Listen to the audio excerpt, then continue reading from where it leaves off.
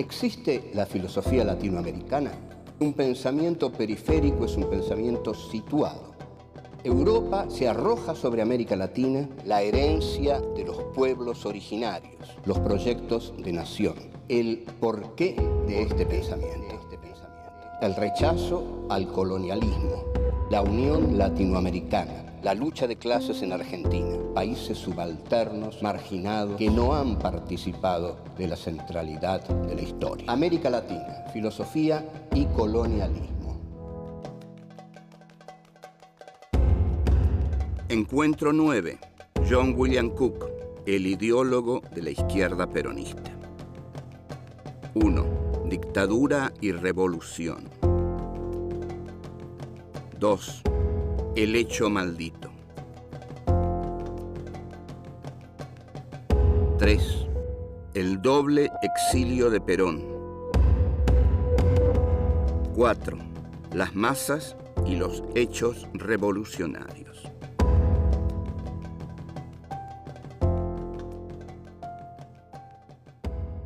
Este es nuestro encuentro número 9 de Filosofía Aquí y Ahora, nuestro ciclo número 4. En este encuentro número 9 vamos a hablar de John William Cook, el que podemos considerar el gran ideólogo de la izquierda peronista. John William Cook era gordo, era muy gordo, y fue, no a pesar de ser gordo, sino eso no le dificultó nada ni le favoreció nada. Era muy inteligente, era brillantísimo. Fue diputado, siendo muy jovencito, del Partido Justicialista en el Congreso durante la primera presidencia de Juan Domingo Perón. Durante esta presidencia, Perón decide tomar una medida terminante con respecto a un diario que lo venía incomodando particularmente, que era el diario La Prensa. No lo decide tanto Perón, sino que Evita es la que le dice, bueno, tenemos que hacer algo con este diario, no podemos permitir que todo el tiempo esté hablando mal de nosotros. Y bueno, Perón le dice, bueno, querida, pero la democracia es así, la libertad de prensa es así. Los diarios tienen derecho a decir lo que quieran. Y Evita le dice, bueno, pero a mí este diario, La Prensa, me parece que pertenece a los Gainzapás. Los Gainzapás son la oligarquía, la más rancia oligarquía, y son enemigos de los obreros, son enemigos de los pobres, son grandes terratenientes, y son además sicarios de la United Fruits de Estados Unidos. Así que yo creo que habría que cerrar ese diario. Entonces tiene un diálogo con Apol, con Raúl Apol, y Evita le dice, bueno, mira, Apol, hay que cerrar La Prensa. Bueno, señora, le dice Apol, eso no es más que una cuestión de distribución. Yo ordeno que no se distribuya más la prensa y listo, la prensa no sale más. Bueno, Evita le dice que sí y lo dice, necesito a alguien en el Congreso que defienda el cierre de la prensa. Y para eso voy a convocar al diputado John William Cook. Y Raúl Apol le dice, señora, el diputado John William Cook es comunista. ¿Pero cómo? Dice Evita, ¿no es que la contra dice que Perón es nazi, que vos sos Goebbels y Cook es comunista? ¿Pero qué es el peronismo? Señora, le dice Apol, yo no soy nazi, pero el diputado Cook es comunista. Bueno, pese a esa opinión del señor Apol, el diputado John William Cook en marzo de 1951 da un célebre discurso en el Congreso de la Nación en el cual fundamenta ideológicamente el cierre del diario La Prensa, diciendo que la prensa es enemiga de los intereses obreros y que el peronismo representa en el gobierno a esos intereses obreros a los cuales la prensa durante 100 años de existencia casi se ha opuesto y que además la prensa defiende los intereses de la United Fruits, que la prensa está en manos de unos pocos y poderosos terratenientes, poseedores de vacas pertenecientes a las altas clases dominantes. Y que cuando la prensa clama por la libertad de prensa, está clamando por la libertad de su propia empresa, de su propio poder, de su propia familia, de su propia tradición, de la United Fruits y de las tierras de los Gains a Paz. Esto dice Cook en el Congreso. Bien, el discurso de Cook pasa a la historia como un discurso, por supuesto, virulento de un hombre de izquierda que quería cambios radicales en la base de la sociedad. Se encuentra con Evita, Cook, y Evita le dice, pero, che, Apol un poco de razón tiene, vos sos bastante comunista. No, señora, yo no soy comunista. ¿Y yo qué soy? Le dice Evita. Yo soy una dictadora, como dicen. Vea, señora, aclaremos algo. Apol quiere cerrar la prensa porque quiere que el peronismo sea una dictadura. Yo quiero cerrar la prensa porque quiero que el peronismo sea una revolución. Hay algo muy distinto entre esas dos cosas. Y a mí, ¿cómo me calificarías? ¿Como una revolucionaria o como una dictadura? Entonces, Cook le dice, señora, cuando una revolución es una dictadura, se justifica. Ahora, cuando una dictadura es meramente una dictadura y nada más, es algo lamentable. De modo, señora, que mucho cuidado. Si usted implanta una dictadura, que sea una revolución. Esto está tomado del film Eva Perón, que tiene guión original mío, así que lo que dije está en ese film. Es un diálogo densamente ideológico entre Evita, Cook y el problema entre la dictadura, la revolución, la libertad de prensa y la libertad de los poderosos.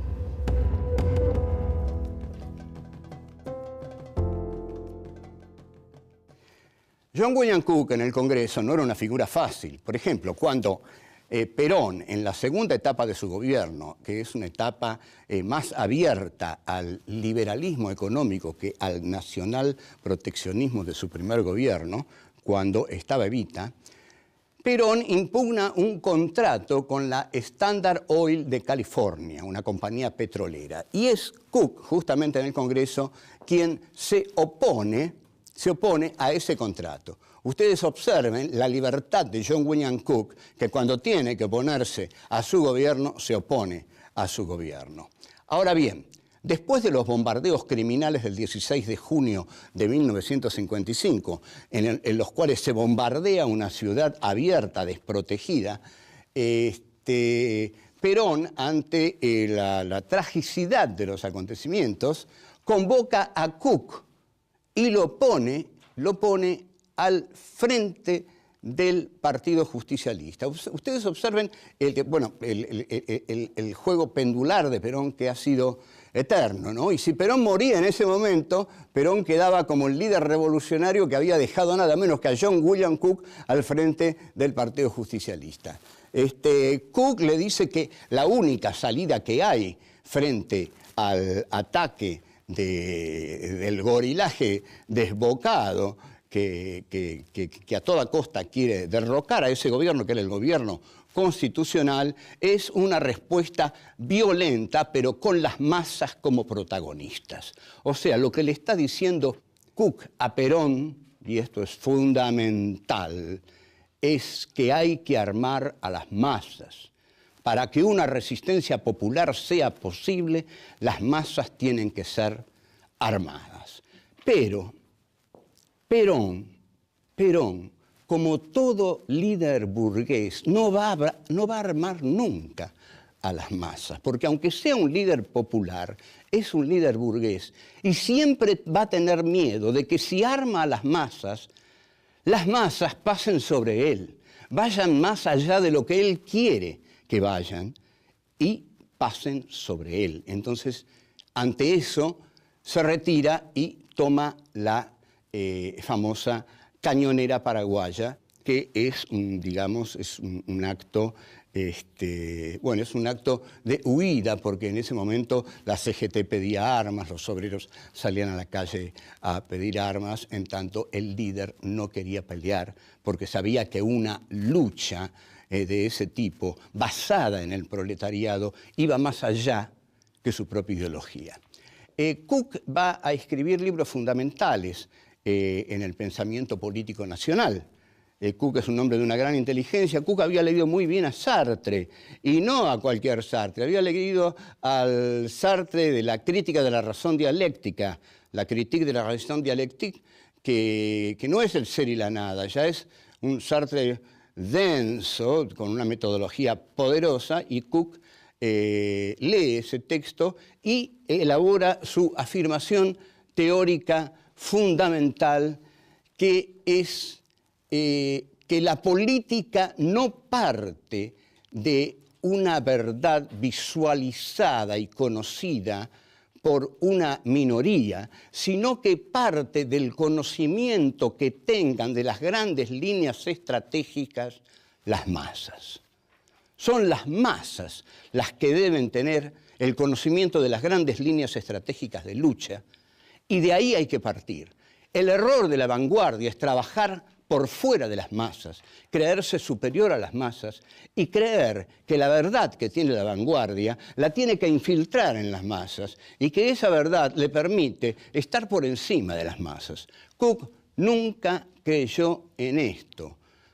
Entonces, para Cook, que piensa sobre todo al peronismo del 55 al 68, que es la fecha en que él muere, el peronismo es lo que él llama el hecho maldito del país burgués. Ese peronismo inintegrable del 55 en adelante, ese peronismo que Cook queda deslumbrado por la huelga del frigorífico Lisandro de la Torre, que es una huelga ejemplar, en gran medida porque Perón no la conduce, Perón no tiene nada que ver con esa huelga, porque es la comuna de Mataderos, porque es la gente de Mataderos respaldando a los obreros del frigorífico Lisandro de la Torre, los que se declaran en huelga en nombre del peronismo, la lucha de clases y la dignidad del salario obrero. Es el plan Conintes de Frondizi, con tanquetas, tanques y 2.000 soldados, el que va a aplastar la huelga quizás más genuina, o una de las más genuinas, la más genuina del peronismo, sin duda alguna, sin burócratas, sin conducción de Perón, con apoyo barrial de la barriada de Mataderos, una huelga que es realmente un orgullo. Fue aplastada por 2.000 soldados, tanques, por el doctor Frondizi, apoyado por los militares, por supuesto. Permiso.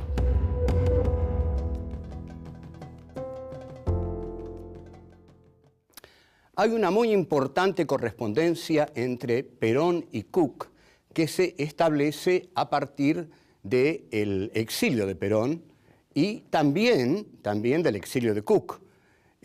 Cook recala finalmente en la Cuba de Castro. Perón se instala definitivamente, para gran disgusto de John William Cook, en la España de Franco. La correspondencia entre Perón y Cook se publica en 1972. Es el momento de publicarla porque la militancia juvenil, la izquierda peronista, estaba hambrienta de ideología, estaba hambrienta por conocer el pensamiento de John William Cook y la respuesta que Perón había tenido por este pensamiento. El valor en boga en ese momento era el de la lucha armada.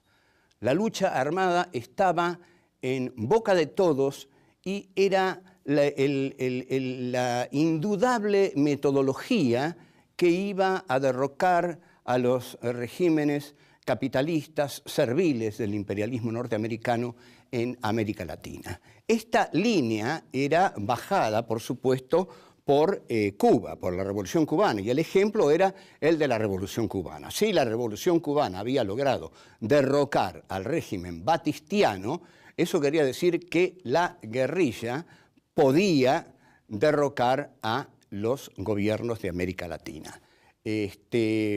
Además, había una especie de creencia en un devenir necesario de la historia, que era la descolonización. En el prólogo de Jean-Paul Sartre al libro de Frantz Fanon, Los condenados de la tierra, hay una frase de Sartre que dice: la descolonización está en camino, lo único que pueden hacer nuestros mercenarios es demorarla. Gran error de Sartre, que es mi maestro, y ahora ya no sé si es mi maestro, pero fue mi maestro, el filósofo al que más admiro. Pero ¿qué significa esto? ¿Qué significa que los mercenarios solo pueden demorar la descolonización? ¿La descolonización es inevitable? ¿Hay hechos en la historia que son inevitables? No, nada en la historia es inevitable. La historia es azarosa. Lo que prima en la historia es el principio de incertidumbre de Heisenberg. Es decir, la historia es un juego de azar en el que se gana la vida o la muerte de los vencidos, como decía Salvador María del Carril para justificar el fusilamiento de Dorrego. En consecuencia, Sartre se equivoca. La descolonización está en marcha, pero los mercenarios pueden mucho más que demorarla, y pudieron mucho más que demorarla. Ahora bien, entre Perón y Cook hay un dramático choque de ideas diferenciadas. Una cosa es lo que piensa Perón y otra cosa es lo que piensa Cook. Lo que Cook quiere desde Cuba es una revolución socialista, por eso está en Cuba, porque en Cuba se ha hecho una revolución socialista. Lo que Perón quiere no es una revolución socialista, aunque durante esos años, cuando muere el Che Guevara, diga, por ejemplo, ha muerto el mejor de los nuestros. Pero Perón durante esos años hace un juego pendular en el cual a veces le da manija a la izquierda, a veces manija a la derecha. Perón seguía queriendo su comunidad organizada del 45. Cook, entonces, le manda cartas definitivas de una lucidez extraordinaria. Usted, le dice, usted no está en Occidente, usted está en Santa Elena. Esta frase es formidable, es contundente. Yo no sé cómo Perón no se ofendió y no lo mandó al diablo, pero usted no está en Occidente, está en Santa Elena. Lo que usted no puede captar desde donde está es la vivencia revolucionaria de América Latina. Eso se capta únicamente estando en América Latina. Si usted está en la España de Franco, nunca va a captar lo que está pasando aquí. Es como si Eisenhower hubiera dirigido el desembarco en Normandía desde un campo de concentración. ¿Y qué quiere hacer usted? ¿Cómo va a entender usted la revolución latinoamericana desde la España de Franco? Es imposible. Véngase aquí. Usted es un doble exiliado. Usted está exiliado por los militares de la Argentina y está exiliado por usted mismo del clima de la revolución que se vive en América Latina. En consecuencia, lo que yo le pido, le dice Cook, es que usted venga a Cuba. Ahora, Perón no podía ir a Cuba. Si Perón iba a Cuba, tenía que someterse a Castro, ante todo. Y tenía que hacer un montón de cosas que Castro le iba a pedir y que generalmente, o estoy seguro, iban a ir más allá de la ideología de Perón. Mientras tanto que Franco fue hábil con Perón y no lo molestó mucho. Entonces, como Cook insiste, no se da cuenta de esto, insiste, venga a Cuba, al final dice, bueno, lo lamento, me doy cuenta de que todo lo que yo le estoy diciendo es inútil.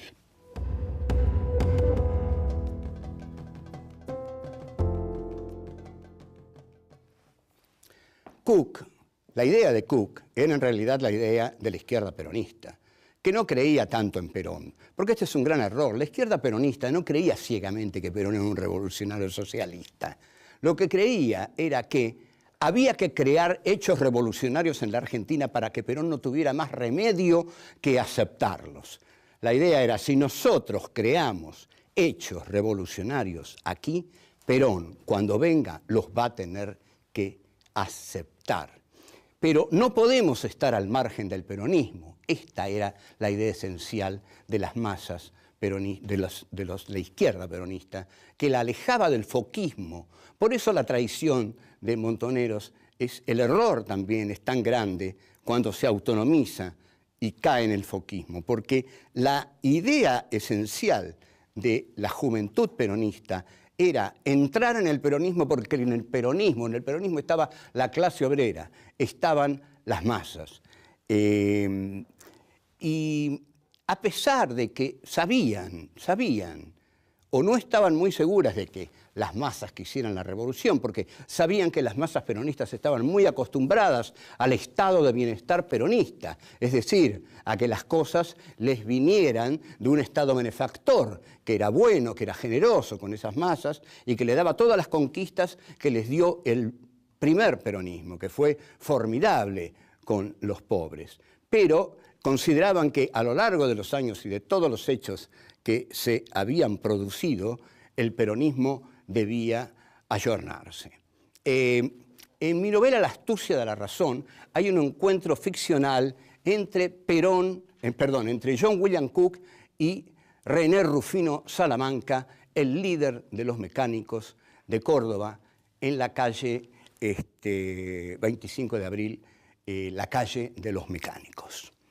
Ahí Salamanca y Cook discuten y Salamanca le dice: mirá viejo, mirá gordo, el problema con el peronismo es que los obreros son peronistas, pero el peronismo no es obrero. Y Cook, que sabe muy bien lo que le está diciendo Salamanca, le dice: mirá, Salamanca, eso yo lo sé muy bien, por supuesto que lo sé muy bien. Y vos en el fondo me estás diciendo también que Perón no tiene una ideología obrera, que Perón no es socialista. Pero ahora yo te voy a decir algo, entendeme bien, me cago en Perón. Y te voy a explicar por qué. Porque nosotros, aquí en la Argentina, le vamos a crear a Perón tantos hechos revolucionarios que no va a tener más remedio que aceptarlos. Porque el peronismo es más que Perón. Porque las masas peronistas son más que Perón. Y a las masas peronistas las estamos organizando nosotros, los militantes de la izquierda peronista. Y le guste o no a Perón, cuando vuelva, él va a tener que aceptar eso. Porque Perón ya no se pertenece. A mí no me importa lo que piensa Perón.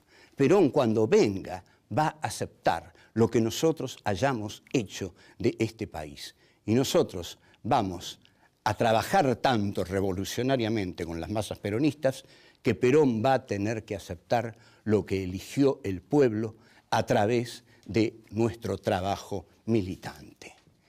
Entonces, Cook le dice: esa es mi forma de cagarme en Perón. ¿Entendés? No es que no me importe lo que piense Perón. Yo sé quizás lo que piensa Perón, pero le vamos a crear a Perón hechos tan poderosos que no va a tener más remedio que aceptarlos. Cook muere en 1968, muere sin asistir, gracias, no sé a quién, pobrecito, sin asistir a la debacle del peronismo, al tercer regreso de Perón, sin asistir a la persecución que Perón desata sobre la izquierda peronista. John William Cook, de todos modos, yo no sé qué hubiera hecho Cook, digamos, de haber seguido viviendo, no sé qué opciones políticas hubiera tomado. Creo que se hubiera enfrentado muy fuertemente con Perón. Ya se enfrenta en la correspondencia. Pero Cook es un hombre de una gran inteligencia, de una gran ética, de una gran limpieza moral. Es un ejemplo de luchador social, un hombre que realmente amó a los desposeídos y entregó su vida por los desposeídos, porque le dedicó su vida a los desposeídos. No es que lo hayan matado, murió de cáncer, pobre, pero todo su pensamiento, todas las cosas que escribió, todas las cosas que dijo, y escribió muchas cosas Cook. El libro de Cook, Peronismo y Revolución, es un ejemplo de dialéctica revolucionaria inspirada en la crítica de la razón dialéctica. De modo que es un gran pensador argentino. Para mí es el más inteligente de los pensadores argentinos, sin ninguna duda. Está a miles de kilómetros de Jauretche, Scalabrini, Hernández Arregui. No, Cook es otra cosa. Cook es un pensador al nivel de un Sartre, al nivel de los grandes pensadores socialistas europeos. Fue, además, un gran maestro, un tipo que la peleó a fondo con Perón, que la perdió, pero que le dijo un montón de cosas a Perón que todavía permanecen. Así que, salud, John William Cook.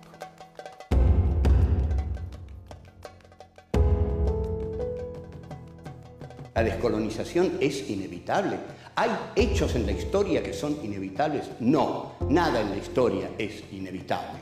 La historia es azarosa.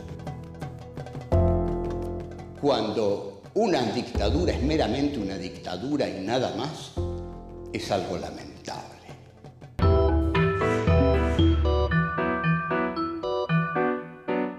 De Estados Unidos.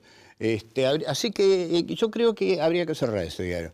Entonces tiene un diálogo con Raúl Apol, y Evita le dice, bueno, mira, Apol, hay que cerrar la prensa. Bueno, señora, le dice Apol, eso no es más que una cuestión de distribución. Yo ordeno que no se distribuya más la prensa y listo, la prensa no sale más. Bueno, Evita le dice que sí y lo dice, necesito a alguien en el Congreso que defienda el cierre de la prensa. Y para eso voy a convocar al diputado John William Cook. Y Raúl Apol le dice, señora, el diputado John William Cook es como el gran ideólogo de la izquierda peronista. John William Cook era gordo, era muy gordo, y fue, no a pesar de ser gordo, sino eso no le dificultó nada, ni le favoreció nada. Era muy inteligente, era brillantísimo. Fue diputado, siendo muy jovencito, del Partido Justicialista en el Congreso durante la primera presidencia de Juan Domingo Perón. Durante esta presidencia, Perón decide tomar una medida terminante con respecto a un diario que lo venía incomodando particularmente, que era el diario La Prensa. No lo decide tanto Perón, sino que Evita es la que le dice, bueno, tenemos que hacer algo con este diario, no podemos permitir que todo el tiempo esté hablando mal de nosotros. Y bueno, Perón le dice, bueno, querida, pero la democracia es así, la libertad de prensa es así. Los diarios tienen derecho a decir lo que quieran. Y Evita le dice, bueno, pero a mí este diario, La Prensa, me parece que pertenece a los Gainzapás. Los Gainzapás son la oligarquía, la más rancia oligarquía, y son enemigos de los obreros, son enemigos de los pobres, son grandes terratenientes, y son además sicarios de la United Fruits. Dictadura y revolución. 2. El hecho maldito. 3. El doble exilio de Perón. 4. Las masas y los hechos revolucionarios.